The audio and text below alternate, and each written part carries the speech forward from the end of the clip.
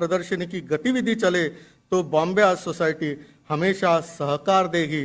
यह कला का स्थायी वातावरण बनेगा। अंत में यह महत्वपूर्ण बात, गत 124 साल में बॉम्बे आर्ट सोसाइटी की प्रति वार्षिक प्रदर्शनी में जिन कलाकृतियों को स्वर्ण पदक या सर्वोच्च पुरस्कार प्राप्त हुए, उनकी प्रदर्शनी दिसंबर जनवरी 2017 में मुंबई के national gallery of modern art में हम लगाना चाहते हैं। इसमें भारत सरकार का संस्कृति विभाग से सक्रिय सहयोग की हम अपेक्षा करते हैं। यह प्रदर्शनी भारत के चारों महानगरी में क्रमशः दिखाई जाए, इसका विनंती निवेदन लिखित रूप में मैं आपको सुपुर्द करना चाहता हूं। हम कलाकार आस्वाद और आनंद के प्रेमी हैं। प्रधानमंत्री महोदय, आज आपकी मेक इन इंडिया की गतिविधि में हम कलाकारों की इंडियन क्रिएटिविटी, रचना कुशलता हमेशा साथ देगी, इसका हम विश्वास दिलाते हैं। आप सभी को पुनश्च अभिवादन, धन्यवाद। मां भारती को नमन। धन्यवाद। आज यहाँ उपस्थित है आदरणीय सांसद और एनसीपी के अध्यक्ष माननीय शरद पवार जी। मैं उनसे विनती करना चाहूंगी कि वो इस सभा को संबोधित करें।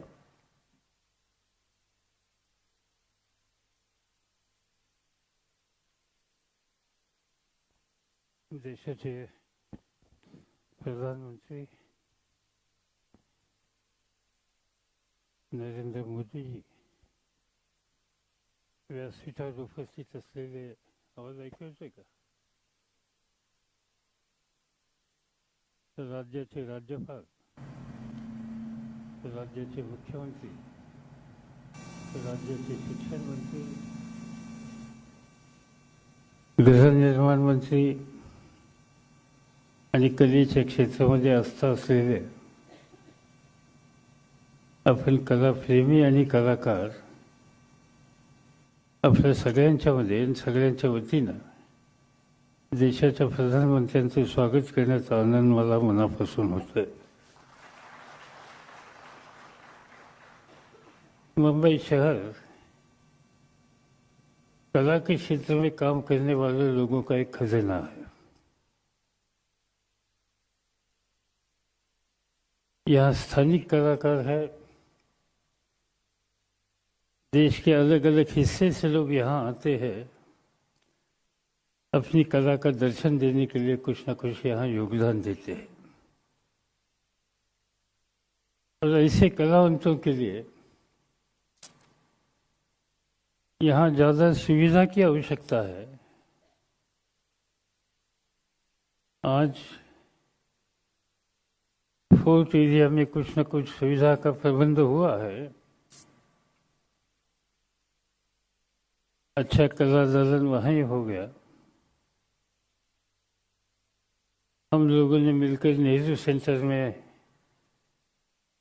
इस क्षेत्र में कुछ न कुछ हम सहयोग कर सकते हैं, इस तरह का कुछ कदम उठाए हैं। फिर भी कलावंतों की एक ख्वाहिश थी कि कभी न कभी हम लोग जहाँ काम करते हैं, जो क्षेत्र हमारा क्षेत्र है, ये क्षेत्र में योगदान करने वाली संस्था जो 127 साल से इस शहर में काम कर रही है, इनका कहीं न कहीं घर, इनका मकान, उनका स्थान होने की आवश्यकता है। और ये बात मुझे याद है कि प्रफुल्लता धानुकर और शर्वी जोशी, ये कला के क्षेत्र में जिनका बहुत बड़ा योगदान है, उन्होंने मेरे कान पर डाली थी। एक जमाना ऐसा था जब इस राज्य की निर्मिति हो गई तो कला और साहित्य के क्षेत्र में काम करने वाले लोगों की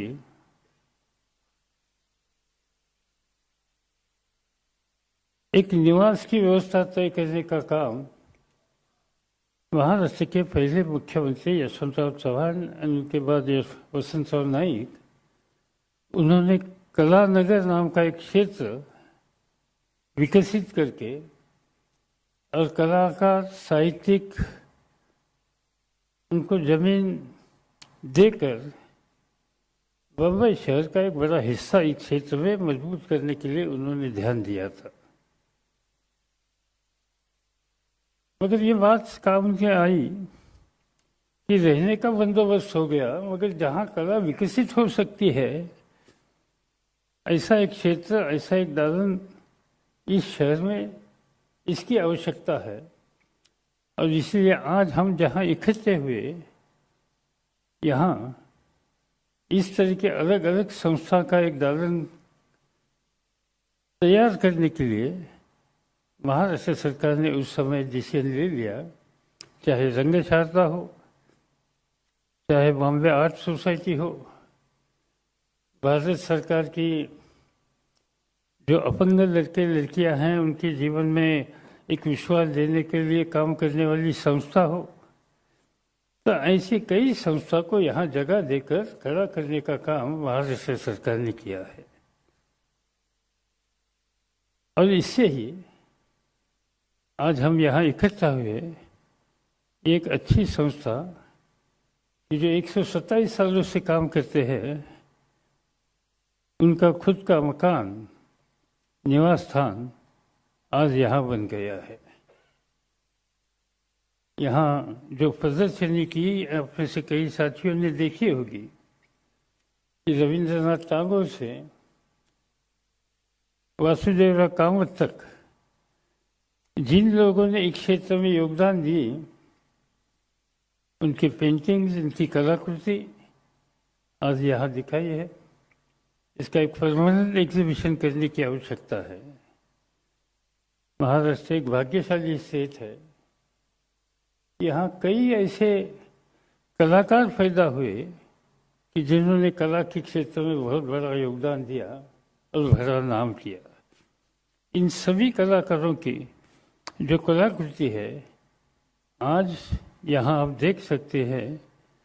कई लोगों का नाम मैं ले सकता हूँ, मगर ये नामावली बहुत बड़ी है, इसलिए ये नामावली में मैं ध्यान नहीं देना चाहता हूँ। मगर मैं आप लोगों को इतना ही कहूँगा कि ये समारोह खत्म होने के बाद आपको समय हो तो वो प्रदर्शनी जाकर आप देखिए और इस कला किसी भी एक्चुअली आएगा तो डिलेड आएगा, इट्स बेटर आएगा तो डिले आएगा तो मत लेना। जो आवाज हमारी आपस की आवाज, no that's why I want one to be free actually. बिडलांना म्हणा की या कमेंटेटरचा ऑडिओ इपीचा ठेवून द्या तो दुसरा दुसरा काढे हा त्यात मी मध्ये मध्ये लावेन हवं तर फील घ्यायला नाही तुम्हाला कळेल इन केस हा I think I do that. इपीचा ठेवू द्या ते ईपीचा राहू दे, मी तो कंटिन्युअस ठेवते। मला नकोच आहे फील्डचा मी अधून मधून हे करत जाईन, कारण तिथली काय इन्स्ट्रक्शंस नाही घ्यायचे आहेत ना आपल्याला। हा मैडम आप इसको इस कान में रख लीजिए तो ज्यादा हाँ मैं वैसे कर। आपको इसका विश्वास मिलेगा कि जो क्षेत्र में आप काम करते हैं, इसी क्षेत्र में समाज के सभी वर्गों का सहयोग आपको मिलता है। और इसीलिए आप अपना काम हमेशा रखिए, नई पीढ़ी तैयार करिए और कला के क्षेत्र में भारतवर्ष का नाम दुनिया में रोशन करने के लिए आप प्रयास करिए। इतना ही कह के मैं आपसे इजाज़त लेता हूँ। जय हिंद, जय महाराष्ट्र।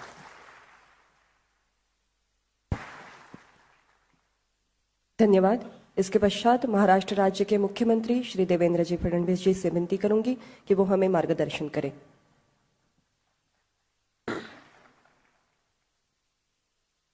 परम आदरणीय प्रधानमंत्री जी, माननीय राज्यपाल जी, वरिष्ठ नेता शरद पवार जी, मेरे सहयोगी गृह निर्माण मंत्री प्रकाश मेहता जी, सांस्कृतिक कार्य मंत्री विनोद तावड़े जी, माननीय वासुदेव कामत जी, सभागार में उपस्थित सभी कला क्षेत्र के दिग्गज बहनों और भाइयों, बॉम्बे आर्ट सोसाइटी को मैं बहुत बहुत बधाई देता हूं कि आज माननीय प्रधानमंत्री जी के हाथों से उनके नए आशियाने का उद्घाटन यहाँ हुआ।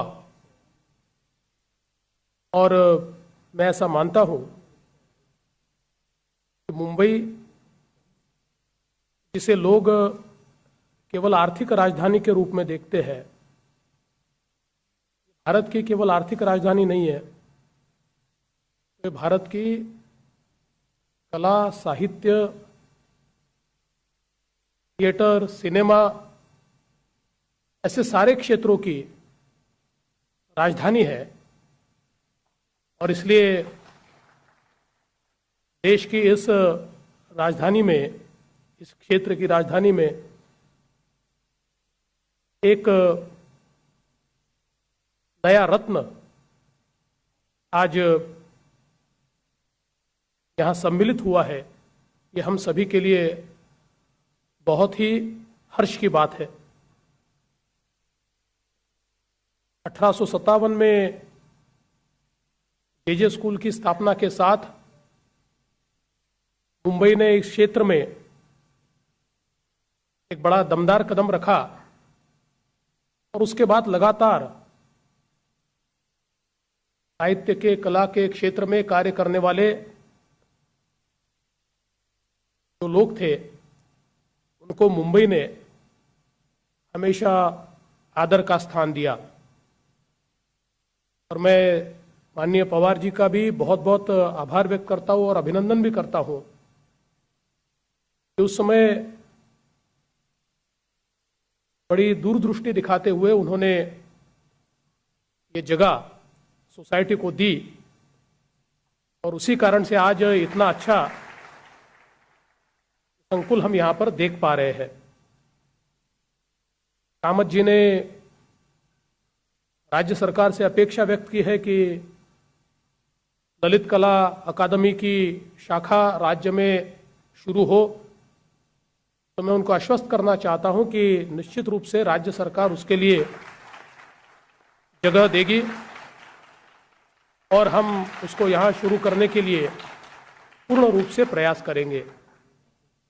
महाराष्ट्र ने हमेशा कला और साहित्य के क्षेत्र में अग्रणी स्थान रखा है। मुझे ये भी ध्यान में लाया गया कि जो हमारे कलाकार महाराष्ट्र सरकार की ओर से हम लोग जो प्रदर्शनी आयोजित करते हैं और उनमें जिनको पुरस्कार दिया जाता है, तो वैसे तो पुरस्कार की रकम मायने नहीं रखती, लेकिन फिर भी आज भी जो हमारे बाल कलाकार होते हैं उन्हें केवल 500 रुपये का पुरस्कार मिलता है और अन्य कलाकारों को 25,000 तक का पुरस्कार मिलता है। मैंने अभी हमारे सांस्कृतिक कार्य मंत्री से चर्चा की और हमने ये तय किया कि जो बाल कलाकार है उन्हें हम 10,000 रुपये का पुरस्कार देंगे और जो अन्य कलाकार है उनको हम 50,000 से लेकर तो 1 लाख तक का पुरस्कार देंगे। आज इस मौके पर मैं आपको आश्वस्त करना चाहता हूं, इस क्षेत्र में जो कार्य आप कर रहे हैं, सरकार का काम उसके पीछे मजबूती के साथ खड़ा होना है। और मैं तो ऐसा मानता हूं कि हम विकास की प्रक्रिया की जब बात करते हैं तो उस समय भौतिक विकास के साथ साथ साहित्य का क्षेत्र हो, कला का क्षेत्र हो, इन सारे क्षेत्रों का विकास ये एक निर्देशांक होता है समाज की उन्नति का। और इसलिए उस निर्देशांक के ऊपर भी राज्य सरकार का पुरजोर ध्यान रहेगा, यही आज के मौके पर मैं आश्वस्त करता हूं। फिर एक बार द बॉम्बे आर्ट सोसाइटी को बहुत बहुत शुभकामनाएं देता हूं और अपने शब्दों को विराम देता हूं। जय Hind.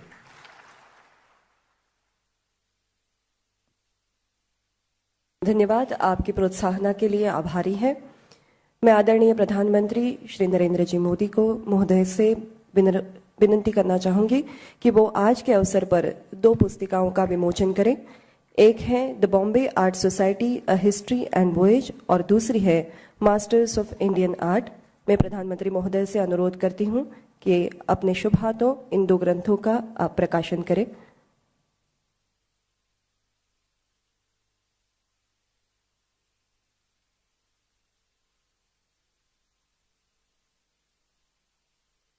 The Bombay Art Society, A History and Voyage, and दूसरी मास्टर्स ऑफ इंडियन आर्ट, इन 2 ग्रंथों का प्रकाशन यहाँ पर आदरणीय प्रधानमंत्री महोदय जी के शुभ हाथों।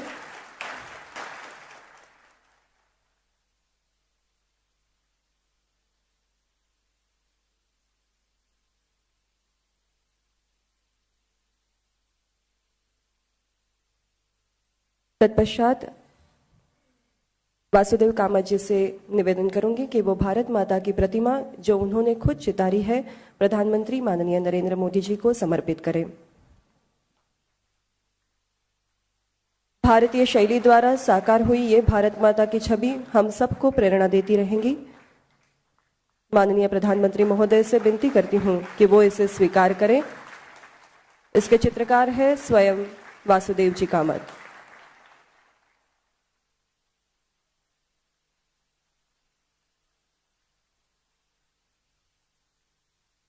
बॉम्बे आर्ट सोसाइटी की इस इमारत को साकार करने वाले इस प्रोजेक्ट के विकासक श्री अशोक जगदाय जी से विनती है कि वो सम्मान स्वीकार करने मंच पर आए। मैं आदरणीय पंतप्रधान महोदय जी से विनती करूंगी कि वो उन्हें सम्मानित करें। इस उपक्रम को कई अंतर्राष्ट्रीय पुरस्कारों से सम्मानित किया गया है, जैसे कि 2015 का international award Los Angeles. Ashok ji Jagday ji का बहुत बहुत अभिनंदन।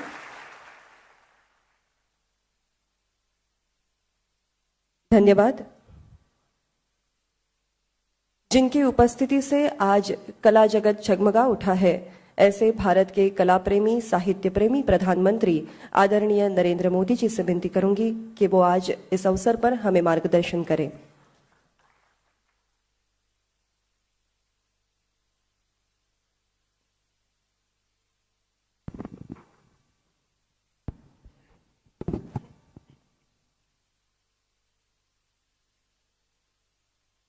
महाराष्ट्र के राज्य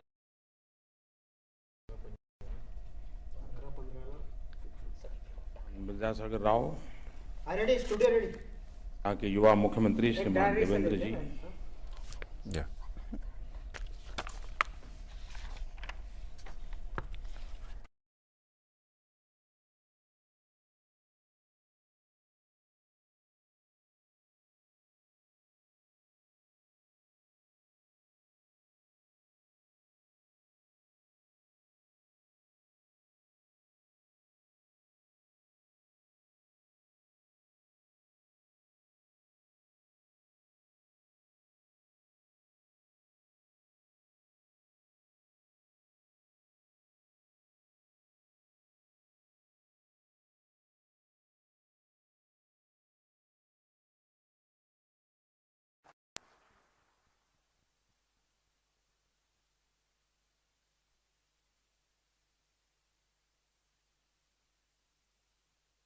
बहुत कम ऐसी व्यवस्थाएं होती हैं कि जो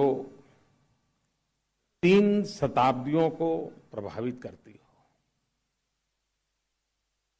आपकी बॉम्बे आर्ट सोसाइटी ने 3 शताब्दियों को प्रभावित किया है। 19वीं सदी में आरंभ हुआ और 21वीं सदी तक, और उसका मूल कारण कला की अपनी एक ताकत होती है, कला का अपना एक संदेश होता है। कला के भीतर इतिहास यात्रा करता है। कला संवेदनाओं की अभिव्यक्ति होती है, और तब जाकर के 3 शताब्दियों तक ये अपनी जगह बनाती है। शायद हिंदुस्तान में और खास करके महाराष्ट्र और मुंबई में कोई रहीश घराना ऐसा नहीं होगा जिसकी दीवारों पर कला लटकती न हो।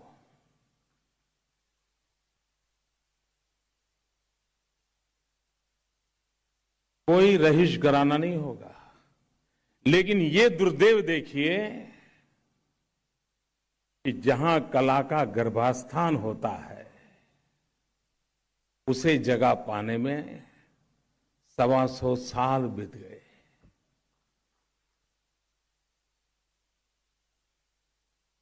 और इसलिए समाज के नाते ये सोचने की आवश्यकता है कि कलाकृति ये हमारी दीवारों की शोभा है, ये हमारे समाज की शक्ति है। अगर हम कलाकृति को हमारी दीवारों को सुशोभित करने का एक माध्यम ही सिर्फ मानते हैं तो शायद हम कला से सदियों दूर हैं, मीलों दूर है। और ये स्थिति बदलने के लिए एक अविरत शिक्षा, अविरत संस्कार आवश्यक होता है। यही देश ऐसा है जिसके टेम्पल आर्किटेक्चर, इसकी विशेषता बारीकी से देखें कि जहां ईश्वर का जहां स्थान है, अनिवार्य रूप से वहां कला का स्थान है। हर मंदिर में आपको नृत्य मंडप दिखाई देगा, हर मंदिर में आपको कलाकृतियों के द्वारा इतिहास और परंपराओं को जीवित करता हुआ दिखाई देगा। ये इनबिल्ट व्यवस्था इस बात को द्योतक है कि हमारी सांस्कृतिक यात्रा में कला यात्रा की कितनी अहमियत है। अन्यथा ईश्वर के साथ साथ कला की यात्रा न होती। शायद दुनिया में कोई एक ऐसा चेहरा नहीं होगा कि जिसके इतने रूपों में कलाकारों ने उसकी साधना की हो। शायद गणेश जी एक ऐसे हैं कि जिसको हर कलाकार ने हाथ लगाया होगा, अपने तरीके से लगाया होगा, और शायद गणेश ही हैं कि जो अरबों अरबों रूपों में हमारे सामने प्रस्तुत है, अरबों अरबों रूपों में है। यानी किस प्रकार से कलाकार शुभ चीजों को पाता है, पनपाता है और उस पौधे को वटवृक्ष की तरह विकसित करता है। और उस अर्थ में यहां वासुदेव जी ने एक बात कही, लेकिन मैं उससे थोड़ा अलग मत रखता हूं। उन्होंने कहा कला राज्याश्रित हो। जी नहीं, कला कभी राज्याश्रित नहीं होनी चाहिए। कला राज्य पुरस्कृत होनी चाहिए।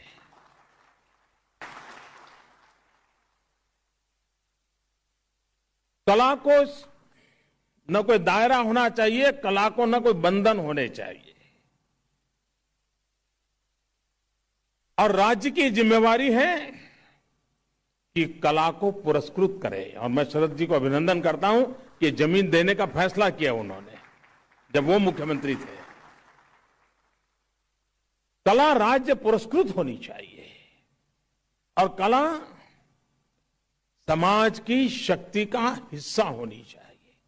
तभी जाकर के कला परिणामकारी होती है। आध्यात्मिक यात्रा से जो लोग जुड़े हुए गए वे इस बात को सरल भाषा में शायद समझते होंगे कि शरीर की गतिविधि से पूर्व आध्यात्म मन और दिल में जगह प्राप्त करता है और उसके बाद वो शरीर के अभिव्यक्ति के रूप में, शरीर को एक साधन के रूप में उपयोग करता है।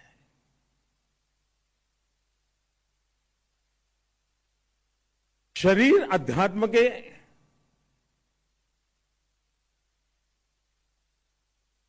अनुभूति का माध्यम हो सकता है। वैसे कला उस पत्थर में नहीं होती है, उस मिट्टी में नहीं होती है, उस कलम में नहीं होती है, उस कैनवास में नहीं होती है।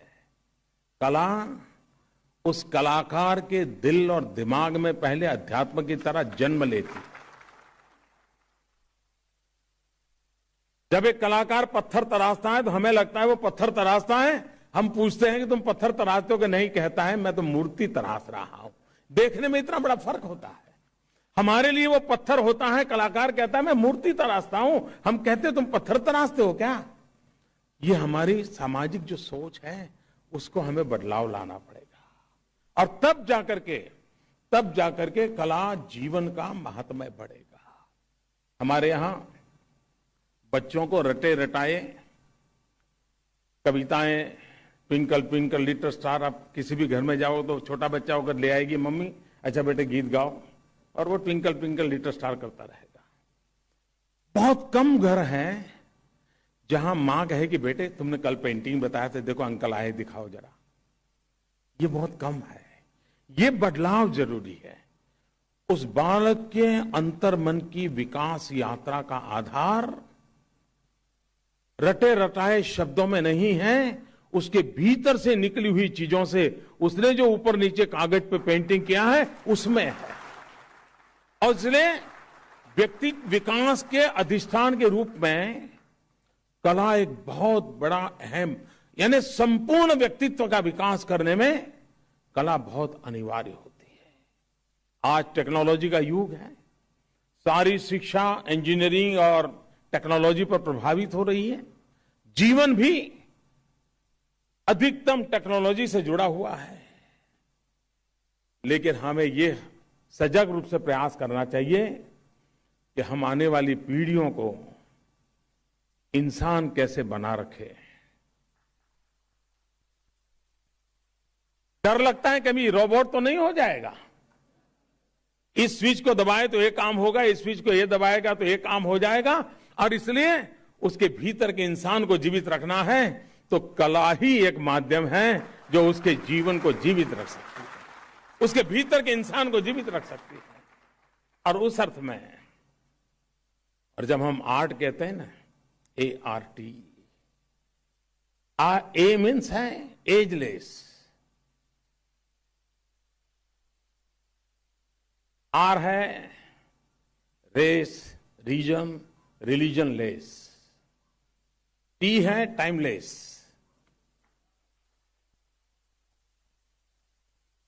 ये आर्ट अनंत की अभिव्यक्ति होती है और उस अर्थ में हम इसकी जितनी जिसके महात्म्य को स्वीकारें उसको सजाएं। मैं स्कूलों से आग्रह करूंगा कि वो अपने टूर प्रोग्राम बनाते हैं तो उस टूर प्रोग्राम में साल में एक कार्यक्रम तो कम से कम आर्ट गैलरी देखने के लिए बनाए। बाकी सब देखने जाओ, बीच देखने जाएंगे, आर्ट गैलरी देखने नहीं जाएंगे। उसी प्रकार से मैंने रेलवे डिपार्टमेंट को कहा है, जो बिजी रेलवे प्लेटफॉर्म है और दो तरफ ट्रेन आती है, बीच में उसका खंबे होते हैं, मैंने कहा एक डिवाइडर के रूप में एक बढ़िया आर्ट गैलरी रेलवे प्लेटफॉर्म पर क्यों ना हो, और उस नगर के कलाकारों को, उभरते हुए कलाकारों को वहां जगह मिले। ऐसा कैसे हो सकता है? ताकि वहां आने वाला व्यक्ति उसको देखेगा, उस शहर का कलाकार होगा तो उसको अनुभव करेगा और उसको अवसर मिलेगा कि भाई चलो 15 दिन के बाद मेरी एक नई पेंटिंग वहां लगने का अवसर मिलने वाला है तो मैं और अच्छा काम करूं, अगले महीने मुझे मौका मिल सकता है मैं और अच्छा काम करूं। हम अपनी व्यवस्थाओं को सहज कैसे बनाएं? अभी मैंने पिछली बार मन की बात में कहा था कि हमारे देश के रेलवे स्टेशनों पर कलाकार खुद समय देकर के आज रेलवे स्टेशनों को रंग रूप बदल रहे हैं। ये सरकारी योजना नहीं थी, नई सरकार का कोई बजट है, ये अपनी मनमर्जी से कर रहे हैं और इसका इतना प्रभाव पैदा हो रहा है। एक प्रकार से वो संस्कार कर रहे हैं। स्वच्छता पर एक भाषण देने से ज्यादा एक कलाकार का पेंटिंग उसको स्वच्छ रखने के लिए प्रेरित कर रहा है। एक मेरे मन में, मैं नहीं जानता हूं हमारे कलाकार मित्र यहां कहीं बैठे होंगे किस प्रकार से इसको लेंगे। आने वाले युग को ध्यान में रखते हुए हमारी जो कलाकृति है उसको डिजिटल दुनिया का एक हाइब्रिड डेवलपमेंट कर सकते हैं क्या? जैसे कलाकार ने एक कृति तैयार की, उसको पहले विचार कैसे आया, वो कैसे कागज पे पनपता गया, 3 महीने 6 महीने वो उसमें डूब गया, उस प्रोसेस का एक 3 या 4 मिनट का डिजिटल वर्जन कोई भी व्यक्ति जब उसकी कलाकृति देखता है तो साथ साथ इस प्रोसेस का डिजिटल वर्जन देखे और विथ म्यूजिकल इफेक्ट देखे। आज मुश्किल क्या है कि बहुत कम लोगों होते, या तो भी कोई कला का ज्ञानी साथ चाहिए, वो उसको समझाए कि देखो इसका मतलब ये होता है, लाल इसलिए लगाया है, पीला इसलिए लगाया, तो उसको लगता है यार इतना बर्डन क्या करूं, अच्छा लगा चलो भाई। ये बदलाव के लिए डिजिटल वर्ल्ड को इसके कॉम्बिनेशन के रूप में कैसे लाया जाए, मैं चाहूंगा कि जो सॉफ्टवेयर आईटी की दुनिया से जुड़े हुए लोग हैं उसमें रुचि लें और कलाकारों को एक नई ताकत, युग के अनुरूप नई ताकत ये कैसे दें, उस दिशा में प्रयास हो। फिर एक बार मैं महाराष्ट्र सरकार को, श्रीमान शरद राव जी को हृदय से बहुत बहुत अभिनंदन करता हूं, वासुदेव और उनकी पूरी टीम को बधाई देता हूं। और ये अब कलाकृतियों को तो जगह बहुत मिली, कला का जहां गर्भास्थान होता है उसको जगह मिल गई है और नई चेतना जगेगी। बहुत बहुत शुभकामनाएं।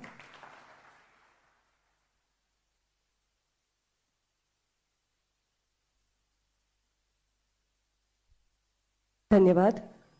आपके इस आशीर्वाद के लिए, मार्गदर्शन के लिए हम सदा आपके ऋणी रहेंगे और आपकी प्रोत्साहना हमारे लिए बहुत ही महत्वपूर्ण है। जोरदार तालियों के साथ हमारे आभार प्रकट करते हैं भारत के प्रधानमंत्री आदरणीय नरेंद्र मोदी जी के प्रति, और उनके यहाँ से प्रस्थान का समय हो चुका है, तो इन्हीं तालियों के गूंज के साथ उन्हें आज इस मंच से हम विदा देते हैं।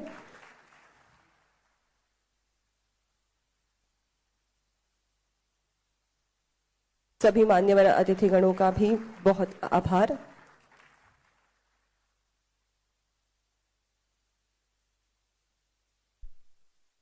आज के इस समारोह को और इमारत के निर्माण को यशदायी बनाने में जितने भी हाथ जुड़े हैं उन सबके प्रति हम यहाँ पर आभार प्रकट करते हैं। आप सभी आज के इस ऐतिहासिक